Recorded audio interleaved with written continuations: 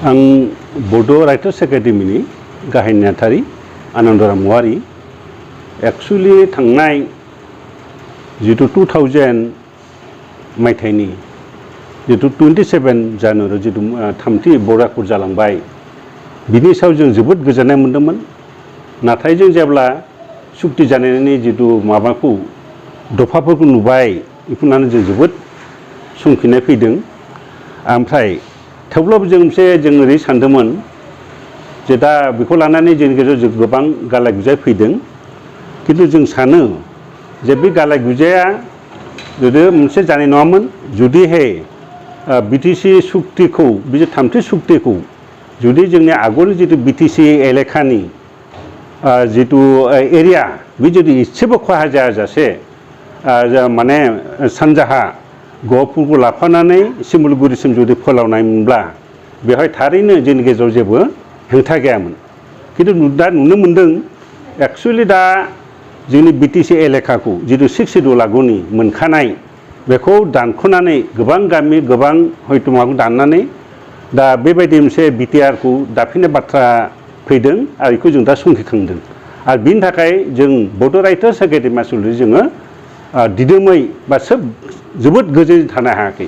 बेखायनो जों बे गुबै जाहोनानो जादों जों पिआइएलआव सापर्ट होनाय बा पिआइएल होनाय जाहोना बेनो जे जोंनि जितु मोनखानाय 6 सिड्युल एरिया बिटिसि एरियाखौ दानख' थांनायाव जों जोबोद दुखु मोनदों। आं बे बिथिङाव बुंनो थांदों आसलथे बे मोनसे मा होनो बेखौ इउनिटारि सिस्टेम जायखौनो असमियाव एकिक नियम सानखान्थिजों बिथाङा बाथ्रा बुंबाय थादों। जोंखौ खोब दुखु मोनदों आसलथे बिथाङा बुंदों जिखुनु जायगायाव बुंदों जे माने गंनैसो एबा माखासे गामि दानख'नाय जुदि जों गोबां गामि मोनोब्ला जोंहा मा लकसान दं होनना बुंदों। बे खिन्थु बे जानो नाङा आसलथे। मानोना जोंनि बिटिसि एलेखाखौ 6 सिड्युलखौ एसेबो खहा खालामनाङा। बिथांमोना फोलावथों जों फोलावनो जोङो जोबोद सापर्ट दं। आरो दिनै जितु गहपुर एबा सनितपुर जिल्लानि बिश्वनाथ सारिआलिनि जितु मानसिफ्रा गोबां हयथ' बिथांमोना गिनाय फैदों जे जों दा पिआइएल होनायनि गेजेरजों एबा माखासे मानसि बा बड' राइटार्स एकाडेमि हक जा सानसुमा मानगोनां सानसुमा बसुमतारीनि दैदेननायाव जा मानगोनां चन्द्रन ब्रह्मनि दैदेननायाव जितु पिआइएल होदों बेयाव गोबां खहा जागोन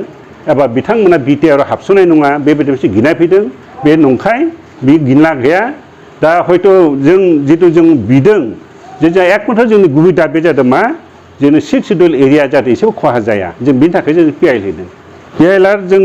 बिखेखयै जा आं धाराखौ बुंनो थांथ'ला बेनि जे दफाफोरखौ बुंनो थांला गुबैयै दा जितु जों नुनो मोन्दों माखासे जोंनाव मोनसे माफोरखौ दानख'दों गोहोफोरखौ आं बेफोरखौ सिगाङाव दफाखौ आं मोनसे टन बुंनो थांला। आरो जोंनि जितु एलेकायाव दानख' थांनायावनो जों गुबैयै जों पिआइएल होनायाव जों सापर्ट खालामदों। आरो बेखिनि आं मोनसे बाथ्रा बुंनो थांनो नागिरदों जे थांनाय 16 जानुवारियाव 2021नि CITआव जेब्ला मोनसे जथुम्मा जदोंमोन बिटिआर सरकारनि हांख्रायनायाव बै समाव जोंनि मानगोनां दानि जितु मिनिस्टार उरखाव गोरा ब्रह्मआ मोनसे बाथ्रा बुंदोंमोन जे जुदि गंसे गंनै गामि दाननायाव जोंहा जेबो आपत्ति गैया होनना बुंदोंमोन। बै समाव उरखाव गोरा ब्रह्मआ मानगोनां उरखाव गोरा ब्रह्मआ बेबायदि बाथ्रा बुंदोंमोन। नाथाय बिथाङा जुदि गोबां गामि दानख'योब्ला टाउन सहर दानख'योब्ला नाथाय जों जना थाया जों आन्दलन खालामनांगोन साफ्रोमबो आन्दलन ओंखारबोनांगोन होनना बुंदों। दा बिदिब्ला बे बिथाङा बुंनाय बाथ्राजों दिनै बड' राइटार्स एकाडेमिया जे बा मोनसे पिआइएल होनायाव सापर्ट होदों बा जोंनि सानसुमैफ्रा किसुमान मोनसे जितु सचेतन बेक्तिफ्रा मानसिफ्रा जे पिआइएल होदों बे पिआइएल होनायजों आरो बे बिथां ब्रह्म बुंनायजों फाराग गैया जेबो। खारन बिथाङा जितु आन्दलननि बाथ्रा बुंखादों आन्दलन खालामनांगोन होननानै अब्ला बे पिआइएल होनायाबो मोनसे आन्दलननि हाबाफारिखा आं बेबायदि बुंनो थाङो। बे खेथ्रआव नंगौ जे जोंनि बिथांमोना गुबै मेसेजखौ होआखै हयथ' बिथांमोना बिसोर खाबु मोनाखै जोंनि जितु बिटिसि एरियानि मानसि एबा नन बिटिसि हक जोंनि बर' हारिया गुबै बाथ्राखौ हयथ' मिथिनायनि मोनसे राहा मोनाखै आरो बिथांमोनखौ मिसलेट खालामनो बायदि नुदों। खिन्थु दा बे पिआइएल होना आसलथे जेबो गिनला गैया। हयथ' आं सानो जे बे माबाखौ मावफुंनायाव सुक्तिनि दफाफोरखौ मावफुंनायाव हयथ' एसे गोबाव जानो हागौ पिआइएल होनायाव खिन्थु बियो जेबो खहा जाया। दा जों लुबैदों एक्चुअलि दे जाहाथे जोंनि बिटिसि एरिया एसेबो खहा जाया जों फोलावनायखौ जों 100% जों मदद दं आरो जों बेवहाय जोङो फुलि जों सापर्ट खालामगोन। आरो जों दा लक्ष्य खालामदों जे मुंसायगिरिफ्रा बिथांमोना पलिटिकेलसो बांसिन बारसोमनाय नुनो मोनदों नाथाय बिथांमोना जुदि दफाफोरखौ मावफुंनो आरो गुबैयै सिमाखौ फोलावनायाव एबा सिमानि जेंनाखौ सुस्रांनानै स' खालामनानै बिथांमोना हयथ' मोनसे पलिटिक्सआव बारसोमब्ला मोजां जागौमोन नाथाय बिथांमोना जेंनाखौ सुफुङाबासिनो दिनै पलिटिक्सआवसो नांथाबनाय नुनो मोनदों बेबो मोनसे जाहोन गालाय गुजाया आरो बे खेथ्रआव आरो जों दासिम जों नोजोर थिदों जे मुंसायगिरिफ्रा खौसेथियै केन्द्र सरकार एबा जों जाहाथे जोंनि बिटिसि एरियाजों एसेबो खहा जाया जों फोलावनायखौ जों 100% जों मदद दं आरो जों बेवहाय जोङो फुलि जों सापर्ट खालामगोन आरो जों दा लक्ष्य खालामदों जे मुंसायगिरिफ्रा बिथांमोना पलिटिकेलसो बांसिन बारसोमनाय नुनो मोनदों नाथाय बिथांमोना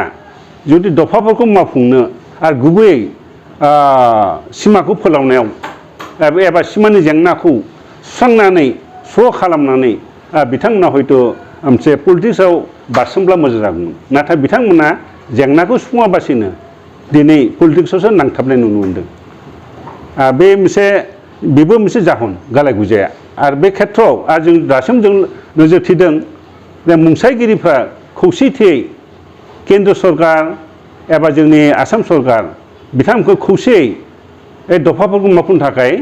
नारसिननाय जों नुनो मोनाखै मा जाहोनाव नुनो मोनाखै आरो बेखौ मावफुंनो थाखाय बेखौ मावफुंनायनि जुदि बिबानखौ दानि जुदि बिटिआरनि एबा बिटिसिनि चिफ गाहाय बिथां मानगोनां प्रमद बर'आ दैदेननांगौमोन नाथाय बिथाङा बेखौ मावफुंनाय नुनो मोनाखै एक्सुवेलि थिग जायाखै दा जों नुनो मोनदों जे जोंनि मानगोनां सानसुमा बसुमतारी बायदि सासे हारि सिबिसुला हारिखौ जिउयै माहामै मोजां मोनग्रा बिथांमोना जातिनि थाखाय नांथाबग्रा बेफोरबायदि मानसिखौ जों मुसुखा सावनाय नुदों बेबायदिनो चन्दन ब्रह्म खाम्फा बरग'यारि जोंनि गेदेमा बिथांमोनखौ बिदिनो गोबां थुनलाइगिरि बिथांमोनखौ बेबायदि नुदों बे जोबोद मुगैथाव खामानि जादों आं खावलायो जाहाथे बिथांमोना बेफोरबायदि खामानिखौ दा मावथों आरो आं दा मोनसे आंनि दुखुआ बेनो जे जिहेतु PIL होनाय मा खारनाव होदों बेखौ दानि सरकार बिटिआर सरकार एबा मुंसाय होनाय जितु हानजा बिथांमोना खौसे जानानै जायफ्रा PIL होदों बिथांमोनखौ लेंथुमनानै सावरायनांगौमोन नाथाय बेखौ नुवाखै नाथाय बिनि सोलाय दिनै बिथांमोना माखासे गौथुमफ्रा मुसुखासो सावनाय नुनो मोनदों बे जोबोद नेहाथ आरो मुगैथाव खामानि जादों